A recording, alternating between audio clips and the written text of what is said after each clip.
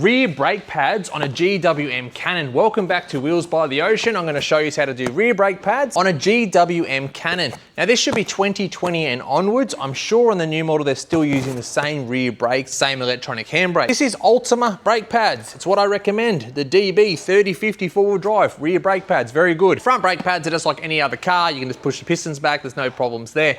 Front brake pads, Ultima DB 3049 four-wheel drive pads. Very good. I've put that on hundreds of Cannons. Might have over-exaggerated, maybe not hundreds, but I've put it on a hell of a lot of Cannons. All right, rear brake pads. First thing we have to do is get this electronic handbrake disactivated. Now everyone's like, oh, you need a scan tool, but let me show you how to do it without a scan tool.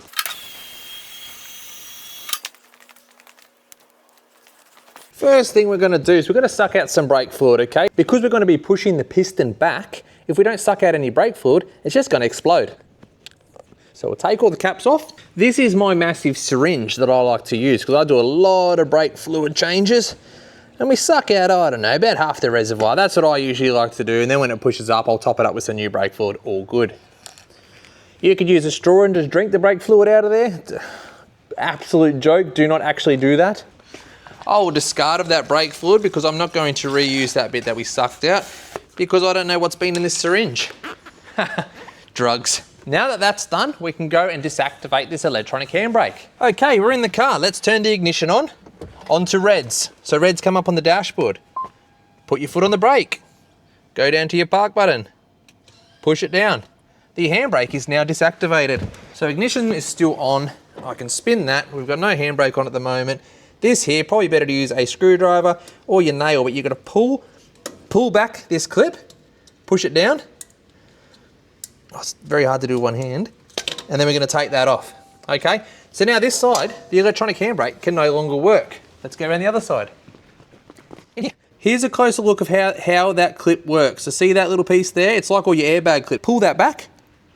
Like I said, screwdriver is easier. Pushing that all the way down and then jiggle it off and it comes off. Now we got this one as well, is free. So now that the handbrake is deactivated, we can go in and then we're going to turn the ignition off. We would have got some warning lights here as well. See our park on the right hand side there? All these warning lights will come on and then you turn the ignition off. When we plug all that back in and turn the ignition back on, all those warning lights will be gone. All right, your wheels are off already. So tools that you need for this job, I've got a 3/8 ratchet and a T40. Now that T40 is going to come in handy soon. Trust me, you're going to need that. You look at the job, you say, what do I need that for? But you will need that. So Torx bit T40, your ratchet that bolts into that. I'm going to have a 13mm spanner, 17mm spanner, brake piston pusher tool. Very handy. There's other ways to do this, but this is definitely the easiest way. And that's it. And the brake pads. That's it. 1, 2, 3, 4, 5 tools. Let's go. Probably forgotten something, but let's see. Oh yes, and a hook is handy as well. Just unpacking the brake pads so they're ready to go. And on the Ultima pads, it does come with this little grease bag, which we actually do use. Synthetic moly brake grease. I like to make a little hole and then I squeeze it all out. Look at that. And you get all that ready to go because that's for lubricating up the slides and also the edges of the brake pads. On all the GWM brake pads, you do actually have to put a bit of grease on the brake pads. It's good practice regardless. But on these, for the slides to be nice and good, it's highly recommended. All right, first things first. Oh, that's right, we do need something else. Already forgot. 6mm Allen key. So we need to unbolt this handbrake assembly off the back of the caliper. Now you've got to do that. You cannot push back these pistons. So it's 2 Allen key bolts, and once they're out, this unit, just keep in mind it has an O-ring on it, so you've got to be gentle with it. Give it a little shake side to side. Give it a little roll, and out she comes. And the O-ring stays on the brake caliper there. And that's the electronic handbrake assembly. This little motor goes and winds your handbrake on. Hey, there you go. So we'll put that to the side for now. Now we're going to take our 2 spanners and we're going to unbolt the actual caliper, the outer caliper assembly from the inner caliper bracket. That's smart, man. I'll give that a few smackaroos. And there we go. How about we go get a 13mm ratchet spanner, Jordo, because that's going to take forever. 13mm ratchet spanner, mate, another tool. Because GWM Loctite's everything, okay? So it's a bit better if you've got a ratchet spanner, even though I'm not even using it right now because that wasn't even that tight. Shouldn't crack bolts with a ratchet spanner, but it's fine. Okay, stay on there for a minute, please. So once we've got both these bolts out, this is what we want to use that hook for. Because this caliper is going to be just sitting here, and we don't want it just sitting on the brake line. So I'll take that last bolt out. You can put these bolts where you like, but don't forget where you put them. I'm putting mine on the leaf spring right now, which I'll probably drop them again. So on here, you will see, most mechanics will see that and say, oh, that's a spinning type piston. So I'll just put my piston tool on there and spin it on in. But mate, it's not. It won't work like that. Get your piston pusher, just like this. Don't worry about putting a brake pad on there because we're not going to put that much pressure on it. Just like that. Finger tight, just a tiny bit. Now we're going to take our 3/8 ratchet and our T40. Remember I told you about those? This is where a hook comes in handy, but I'm not using that right now. Put your ratchet onto tighten, believe it or not. Ratchet on tighten, and you're going to tighten this at the same time as you spin the brake piston pusher tool. Literally, at the same time. Just keep going. I'm supporting that caliper with my arm right now. And I'm spinning this clockwise, and I'm spinning the other way clockwise as well. So we just keep it matched. Don't zip one side and whatever. Apparently, I was told by a fella at GWM, just do them at the same time. And it slowly goes back. It's very easy. There's no hardness about this. So if this gets hard, that means you're not winding this at the same speed or whatever. All right, so you can see that's going in. Just keep doing that until it's all the way back. Almost there. It's not hard, eh? It's just you're not ready for it. Most mechanics see this and they freak out. Like I did myself, bro, because I was like, what the hell's going on here, man? Why isn't this pushing back? Because you can spin that around all day and it will not push back. Now, like I said, we're tightening this T40 in the back there. See that T40? We're tightening that. Now, when you get it all the way back and it's fully tight, but you don't want to put it back on fully tight like that, just in case the handbrake motor can't push it. Put it back onto loosen and just wind it off just a tiny bit. Just a tiny bit, like just a teeny beeny bit. Because the motor, when it goes back on and you turn it all back on, you hear the motor go ring, and it will adjust itself back up, and then it'll be ready to use again. This here is ready to go. So, because I'm going to change the pads now, I'm going to take my hook and I'm just going to hook that up out of the way over here somewhere. So it sits there. There's no weight on the brake line. You can put that wherever you want. I just choose there at the moment, or you can just hang it up here. All right, now we're taking out the brake pads. One side, two side. See all the brake pad locators? We don't want to damage any of that, okay? So just make sure they're all still in the same place, and we're going to give those a bit of a brake clean. Now, let's give it a bit of a clean down, mate.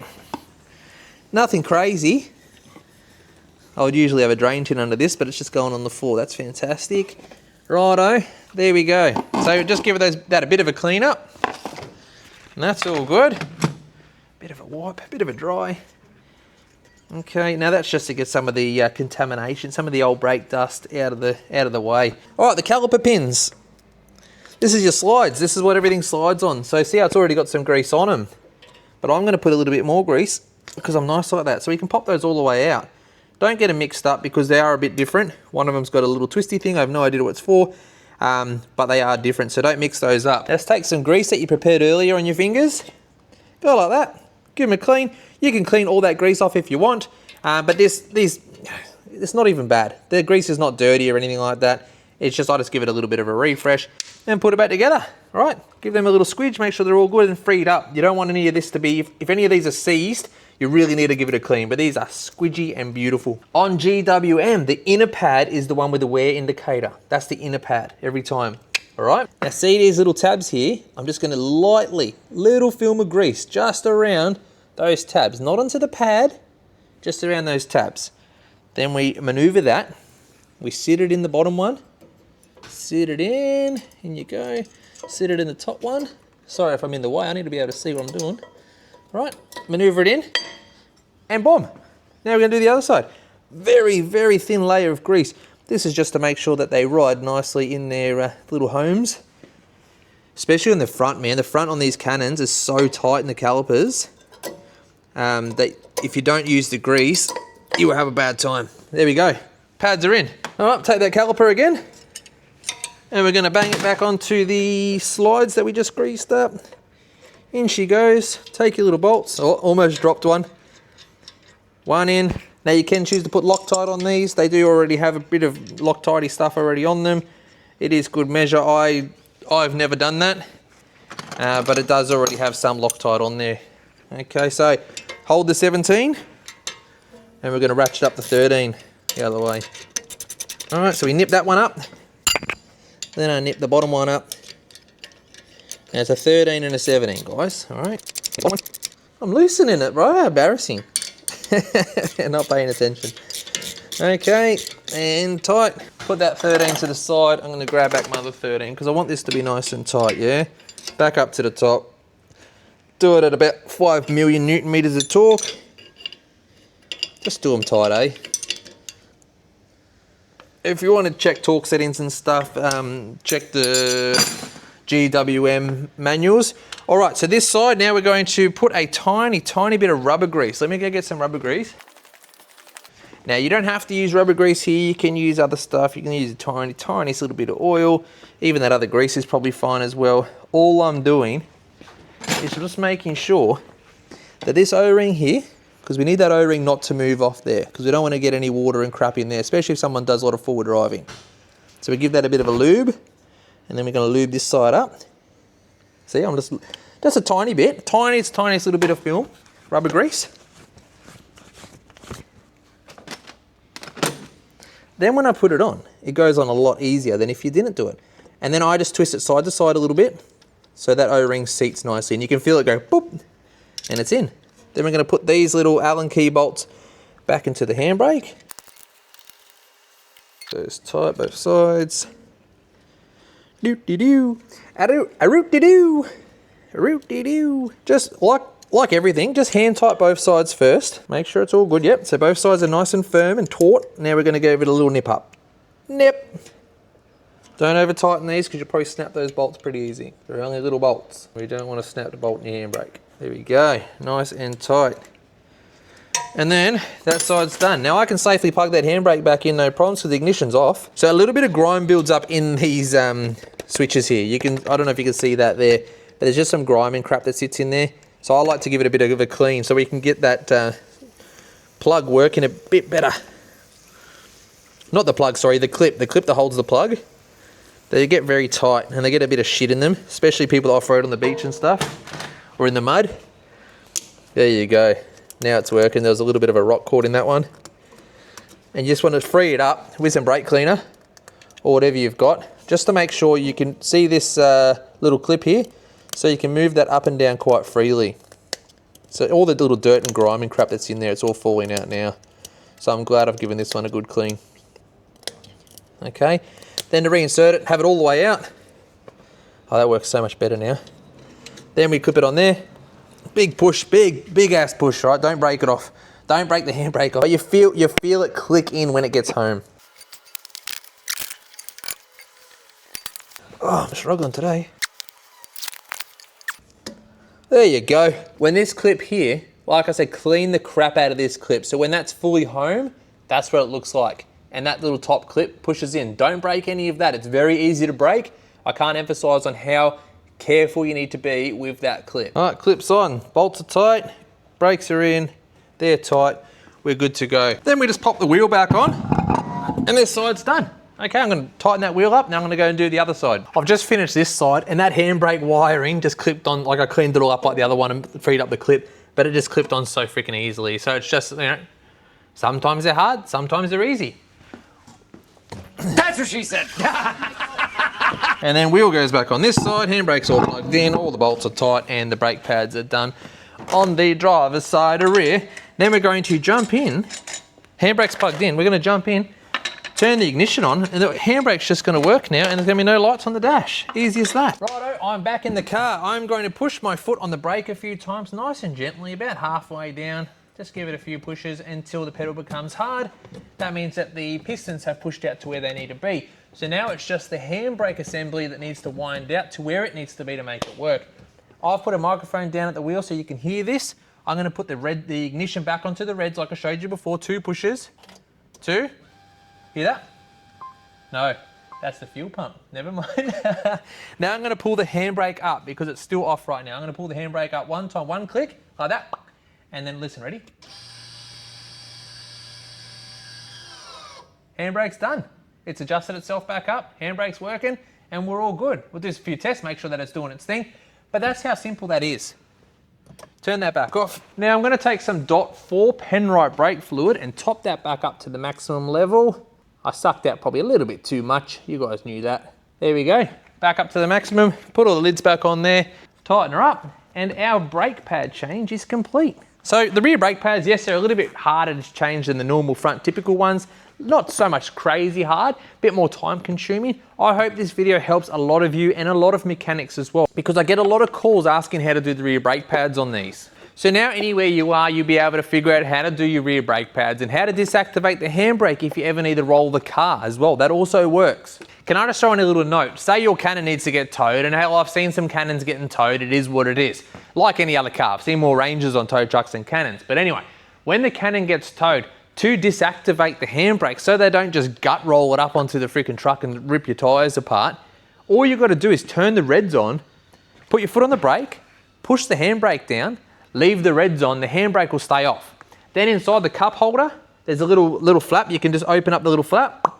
Underneath that flap in your cup holder is a little orange bit of material, a little handle. Pull that up and that'll put the gearbox into neutral. Now you can roll your car. Okay, that's just a little bit of random information. Some people might like that, it's just on here, but there we go. Now I'm gonna go for a road test and really get onto the brakes. So because I didn't change the discs, I need those rear pads to bed into the standard discs. Now there's completely nothing wrong with these in the rear. They weren't undersized and they absolutely had no scoring, no lip, nothing. They're in really good condition. That's why I am reusing them. You can replace those rear discs.